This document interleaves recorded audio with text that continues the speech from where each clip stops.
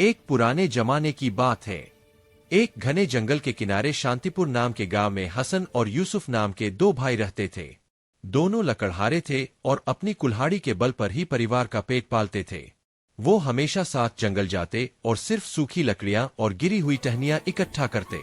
हसन के पास एक बूढ़ा गधा था जिसका नाम बरकत था और यूसुफ के पास एक जवान गधा था जिसका नाम नूर। दोनों अपने अपने जानवरों पर लकड़ियां लादकर बाजार ले जाते और मुश्किल से गुजारा करते थे। एक रात तेज आंधी और बारिश आई। हसन को उम्मीद थी कि कल उन्हें आंधी में टूटे पेड़ और गिरी हुई लकड़ियां खूब मिलेंगी। सुबह हुई। हसन जल्दी से यूसुफ के घर गया। अरे यूसुफ, जल्दी उठो, हमें जल्दी जंगल जाना होगा। आज जंगल में ढेर सारे पेड़ गिरे होंगे। ठीक है हसन, तुम बरकत और नूर को तैयार करो, मैं अभी आता हूँ। और हमेशा की तरह दोनों भाई जंगल की तरफ लकड़ियां इकट्ठा करने चल पड़े। वो थोड़ी देर चले, लेकिन उन्हें कोई भी सूखा पेड़ नहीं मिल रहा था। वो जंगल में काफी अंदर तक चले गए। बहुत मुश्किल से उन्हें थोड़ी सी सूखी लकड़ियां मिली, लेकिन उन्हें कोई भी सूखा पेड़ नहीं मिल सका जिसे वो ढूंढ रहे थे। तभी यूसुफ उदास हो गया। हसन सूखी पत्तियों और टहनियों के बीच से लकड़ियां चुन रहा था, जबकि यूसुफ एक बड़े हरे पेड़ को देख रहा था। उसकी आंखों में एक अजीब सी चमक थी, जैसे उसे कोई खजाना मिल गया हो। हसन, कब तक हम इन सूखी लकड़ियों की तलाश में भटकते रहेंगे? देखो, हमें कितनी मुश्किल से थोड़ी सी लकड़ियां मिलती है, और वो भी कम दाम में बिकती है। इससे तो हमारा गुजारा भी ठीक से नहीं हो पा रहा। यूसुफ, लेकिन हम और कर भी क्या सकते हैं? हमें ऐसे ही अपना गुजारा करना होगा। देख भाई, कितना अच्छा पेड़ है। अगर इसे बाजार में बेचा तो बहुत अच्छी कीमत मिलेगी। इससे तो हम 2-3 दिन आराम से गुजारा कर सकते हैं, बगैर किसी फिक्र के। नहीं यूसुफ, ऐसा मत सोचो। अरे, पेड़ जंगल की जान होते हैं। अगर हम उन्हें काटेंगे तो जंगल मर जाएगा, और फिर हम कहाँ जाएंगे? हमारे जानवर कहाँ जाएंगे? प्रकृति का क्या होगा? ये सिर्फ हमारी नहीं, पूरे गांव की जिंदगी का सवाल है। अरे छोड़ ये किताबी बातें। हमें पेट भरना है, और पेट भरने के लिए कुछ तो करना ही पड़ेगा। सोचो, अगर हम ऐसे 4 हरे पेड़ काट ले तो हफ्ते भर की छुट्टी हो जाएगी और पैसा भी खूब मिलेगा। हमें रोज रोज इस जंगल में भटकना नहीं पड़ेगा। नहीं भाई, मैं इसमें तुम्हारा साथ नहीं दे सकता। मुझे अपने उसूलों से ज्यादा कुछ प्यारा नहीं। मैं अपने अब्बा के दिए वादे को नहीं तोड़ सकता। दोनों काफी देर तक एक दूसरे को समझाते रहे। ये बातें कब बहस में बदल गईं, पता ही नहीं चला। हसन अपनी बात पर अड़ा रहा और यूसुफ अपने लालच में अंधा हो चुका था। तो ठीक है, तुम अपने उसूलों के साथ सूखी लकड़ियां ढूंढो, मैं अपने तरीके से काम करूंगा। अब से हमारा रास्ता अलग है। उसी दिन से दोनों भाइयों के बीच एक गहरी दरार पड़ गई। यूसुफ के दिल में लालच घर कर गया था और उसने अपने भाई की बातों को सुनना बंद कर दिया। अगले दिन सुबह यूसुफ एक नई चमकती हुई कुल्हाड़ी लेकर जंगल गया। उसकी आंखों में एक नई चमक थी, लेकिन ये लालच की चमक थी। वो सीधा हरे भरे पेड़ों की तरफ बढ़ा, जैसे कोई शिकारी अपने शिकार की तलाश में निकला हो। आज से अपनी मर्जी का मालिक हूँ। हरे पेड़ काटना ज्यादा आसान है और इसमें पैसा भी ज्यादा है। हसन को क्या मालूम असली कमाई कैसे होती है। यूसुफ ने बेरहमी से हरे पेड़ काटना शुरू कर दिया। हरे पेड़ उसे आसानी से मिल जाते थे और उनकी लकड़ी भारी होने की वजह से बाजार में अच्छे दाम पर बिकती थी। वो ढेर सारी लकड़ियां अपने गधे नूर पर लाद कर ले जाता और अच्छा पैसा कमाता था। लकड़ियां लो, लकड़ियां लो, हरे पेड़ों की लकड़ियां। तभी यूसुफ के पास एक साहूकार आता है। अरे भाई, ये लकड़ियां किस भाव में दी जा रही है? मुझे अपनी लकड़ी की दुकान के लिए अच्छी लकड़ियां चाहिए। साहूकार जी, बहुत मजबूत लकड़ी है, आज ही काट कर लाया हूँ, 50 रुपए फी किलो दे दूंगा। हाँ ठीक है, लकड़ी तो बहुत अच्छी है। मैं अभी अपनी बैलगाड़ी लेकर आता हूँ और लकड़ियां ले जाता हूँ। शाम तक यूसुफ ने सारी लकड़ियां बेच दी। आज उसे बहुत अच्छा मुनाफा हुआ था। वो खुशी खुशी घर चल पड़ा। कुछ ही दिनों में यूसुफ के घर में खुशहाली बढ़ने लगी। उसने अपने लिए 2 बैल, रहीम और रज्जाक, के साथ एक बैलगाड़ी भी खरीद ली थी। अब यूसुफ बैलगाड़ी पर और भी ज्यादा लकड़ियां ले जाता, जिन्हें वो लकड़ी के काम में बेच देता और उसे भारी मुनाफा होता। अब तो यूसुफ ने अपने साथ एक मजदूर भी रख लिया था जो उसकी मदद करता था। वहीं दूसरी तरफ हसन अभी भी सूखी लकड़ियां खुद ही बेचता था। एक दिन हसन बाजार में लकड़ियां बेच रहा था, तभी वहां यूसुफ अपने मजदूरों के साथ आता है। उसके चेहरे पर घमंड साफ झलक रहा था। यूसुफ ने हसन को छेड़ते हुए कहा, अरे हसन, क्या हुआ? अभी तक लकड़ियां नहीं बिकी तुम्हारी? देखो, मेरी तो गाड़ी भी खाली हो गई। मेरी मानो तो मेरे साथ काम करो, खूब पेड़ काटोगे। ये क्या तुम सूखी लकड़ियों के पीछे पड़े हो? इनसे भला क्या कमाई होगी? नहीं यूसुफ, नहीं, मैं ऐसा कभी नहीं करूंगा। बल्कि मैं तो तुम्हें ये सब करने के लिए मना करता हूं। हम प्रकृति को नुकसान पहुंचाकर दौलत नहीं कमा सकते। ये सुनकर यूसुफ ने एक तिरछी नजर डाली और अपनी बैलगाड़ी पर बैठकर घर चला गया। उसके होठों पर अभी भी मुस्कुराहट थी। वहीं हसन अभी भी अपनी लकड़ियां बेचने के लिए बैठा था। शाम हो चुकी थी, सूरज ढलने लगा था, लेकिन उसके पास अभी भी थोड़ी सी लकड़ियां पड़ी थीं। वो थोड़ा परेशान था। तभी एक ग्राहक आता है। अरे भैया, ये लकड़ियां किस रेट में देंगे? भाई, 10 रुपए में सारी ले लो, थोड़ी सी बची है। बहुत अच्छी लकड़ी है, सूखी भी पूरी है, जलाने में कोई दिक्कत नहीं होगी, तुम्हें पसंद आएगी। अच्छा, ठीक है, दे दो मुझे। ग्राहक ने पैसे दिए और हसन ने उसे बची हुई लकड़ियां दे दी। कुछ दिनों बाद हसन ने देखा कि यूसुफ के काम करने के तरीके से जंगल को कितना नुकसान हो रहा है। जहां यूसुफ ने पेड़ काटे थे, वहां की जमीन सूखने लगी थी और मिट्टी ढीली पड़ रही थी। जंगल का वो हिस्सा आहिस्ता आहिस्ता वीरान होता जा रहा था। एक दिन हसन यूसुफ के पास गया, जो अभी एक और हरा पेड़ गिराने वाला था। यूसुफ अपनी नई कुल्हाड़ी से वार दर वार कर रहा था और पेड़ आहिस्ता आहिस्ता झुक रहा था। यूसुफ भाई, मैं तुमसे एक बार फिर बात करने आया हूं। तुम्हें ये सब बंद करना चाहिए। क्या है हसन, मेरी तरक्की देखकर जल रही है, अब तुम मुझे रोकना चाहते हो? देखो, मैंने क्या कुछ नहीं कर लिया है। नहीं भाई, मैं तुम्हारे लिए नहीं बल्कि जंगल के लिए फिक्रमंद हूं। तुम जिस तरह हरे पेड़ काट रहे हो, एक दिन ये जंगल खत्म हो जाएगा। फिर हम कहां जाएंगे? हम कैसे कमाएंगे? ये जानवर कहां जाएंगे? प्रकृति का क्या होगा? ये तो अपने ही पांव पर कुल्हाड़ी मारने जैसा है। अरे बस करो हसन, ये जंगल बहुत बड़ा है। हम काटते रहेंगे और ये उगते रहेंगे।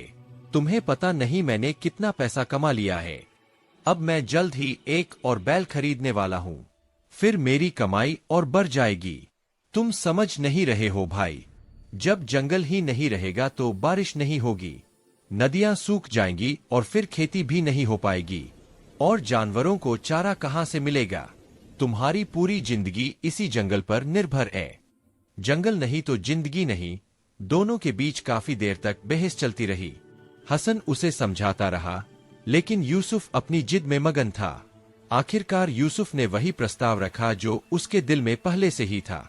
ठीक है, बहुत हो गया, एक समझौता करते हैं।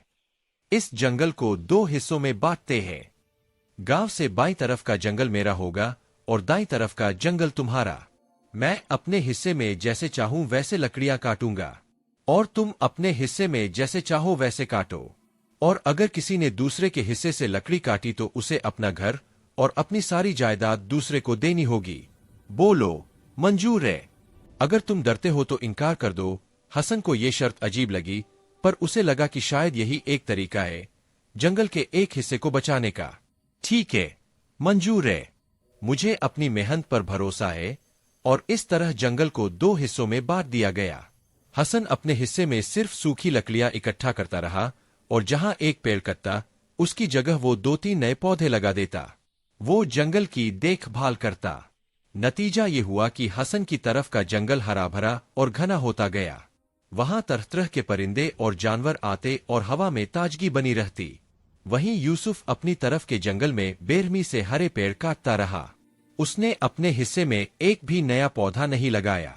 कुछ ही वक्त में यूसुफ के हिस्से का जंगल वीरान होने लगा। हरियाली गायब होती जा रही थी और उसकी जगह सिर्फ ठोस और सूखी मिट्टी दिख रही थी। यूसुफ का लालच बढ़ता गया। वो और तेजी से पेड़ काटता गया, जैसे उसे दुनिया की कोई फिक्र ही न हो। लेकिन धीरे धीरे उसे अपने कर्मों का फल मिलना शुरू हुआ। जहां यूसुफ ने पेड़ काटे थे, वहां की जमीन कमजोर और मिट्टी खराब हो गई।